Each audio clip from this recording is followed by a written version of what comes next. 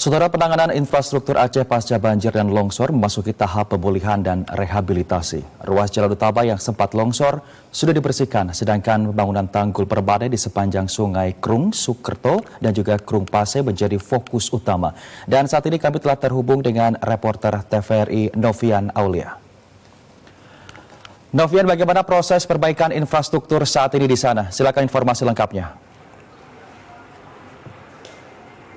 Ya, Semi dan juga saudara, memang hingga saat ini pihak dari Kementerian Pekerjaan Umum terus melakukan rehabilitasi terhadap sejumlah infrastruktur yang rusak akibat banjir yang melanda beberapa wilayah di Provinsi Aceh hingga saat ini. Dan fokus utama dalam rehabilitasi untuk dalam rehabilitasi sejumlah jalan nasional ini difokuskan pada sejumlah jalan nasional dan juga jembatan-jembatan penghubung yang berada di kawasan jalan lintas nasional antara Banda Aceh dan juga Medan Sumatera Utara. Pihak Kementerian PU melakukan pembetulan ataupun memperbaiki beberapa jembatan ini dikarenakan agar pendistribusian berbagai bantuan logistik untuk korban banjir di berbagai wilayah ini dapat terlaksana dengan baik.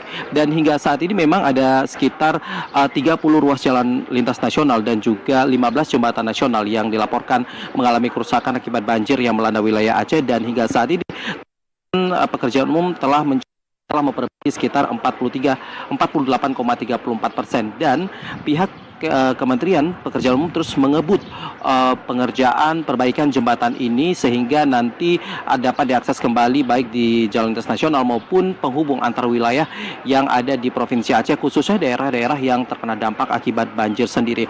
Nah, sementara itu Semi dan juga saudara, untuk jaringan internet sendiri memang hingga saat ini Komdigi sendiri terus berupaya untuk melakukan perbaikan dan juga sejumlah BTS yang ada di Provinsi Aceh yang sebelumnya terdampak akibat banjir ini. Dan meskipun begitu, ini pihak dari Komdigi sendiri mengharapkan aliran listrik ke berbagai BTS yang terkena dampak banjir ini dapat dilakukan agar jaringan internet di kawasan khusus ya daerah yang terkena dampak banjir ini dapat kembali normal.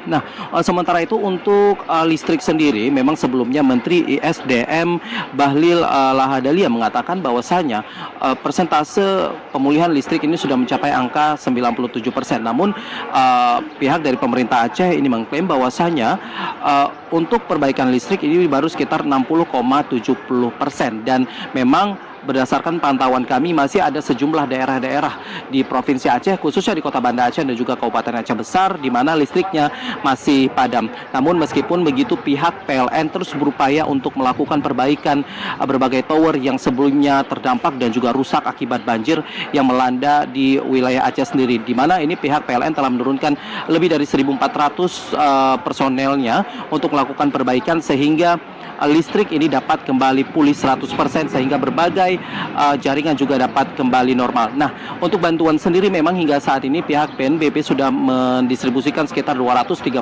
ton bantuan ke berbagai wilayah di Provinsi Aceh. Nah, di tempat saya melaporkan saat ini yaitu di Lanut Sultan Iskandar Muda di Aceh Besar, memang bantuan-bantuan ini masih terus berdatangan dari berbagai pihak dan pihak BNPB terus melakukan pendistribusian melalui jalur udara.